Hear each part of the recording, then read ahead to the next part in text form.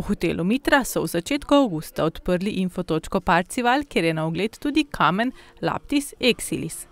Letos smo za občinski praznik za obeležitev v hotelu Mitra, nekako 800 let po smrti avtorja von Eschenbacha, ki je napisal ep Parzival, ki spada med 3 največja dela iskanja duhovnosti v zgodovini.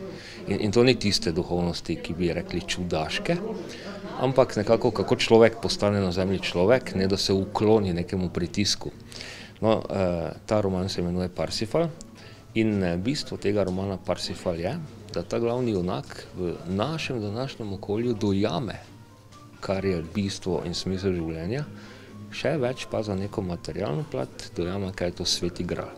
Ponovadi si pod sveti gral vedno predstavljamo nek kelih, kjer je kapljala Jezusova kri, kar dejansko umešča vse skupaj spet v eno tako malo, bi rekli, obskurno področje, kako lahko kri kaplja v kelih in bi potem z tega pili.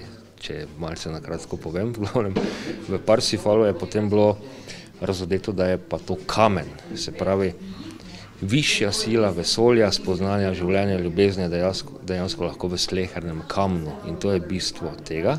Bistvo za naše okolje pa je, kot rečeno, da je to bilo v knjigi, v 9. knjigi njemu obelodanjeno, ki se dogaja tukaj. Se pravi Bodl, Ptuj, Rogatec, Celje. Projekt pozdravlja tudi županja Mestne občine Ptuj. Letos smo predstavo odpovedali, ker vseeno to pomeni nekaj tisoč ljudi.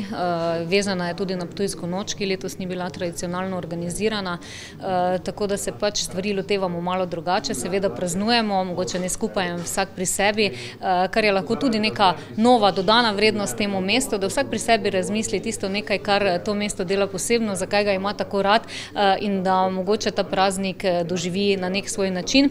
In hkrati pa seveda tudi zelo pomembno, da naše občanke in občani čutijo to mesto, da delajo za njega tudi za takimi vsebinami, kot je ta današnja, ki je izjemnega pomena in resnično dodana vrednost za naše mesto. In jaz verjamem, da bojo Ptujčani to posvojili in da bomo vsi skupaj na to mesto še bolj ponosni. Ptuj in njegova okolica se geografsko omenja v epu, prav tako je tukaj vitez doživel spoznanje. V hotelu Mitra, tako kot velikokrat doslej tudi in sodelovanju z Mihaelom Tošom, predstavljamo bistvene elemente kulturne, umetniške in kulturno-zgodovinske podstati našega mesta, za katero živi tudi naš hotel. Danes predstavljamo umeščanje mesta Ptuj, njegove okolice in slovenske Štajerske nasploh v znamenitem epu Vitezu Parzivalu Wolframa von Eschenbacha iz konca 12. začetka 13. stoletja, ki pomeni eno od osnovnih kulturnih podstati tudi zahodnoevropske kulture. Strinjajo se, da je omenjeno tudi odlična poslovna in turistična priložnost za najstarejše mesto v Sloveniji.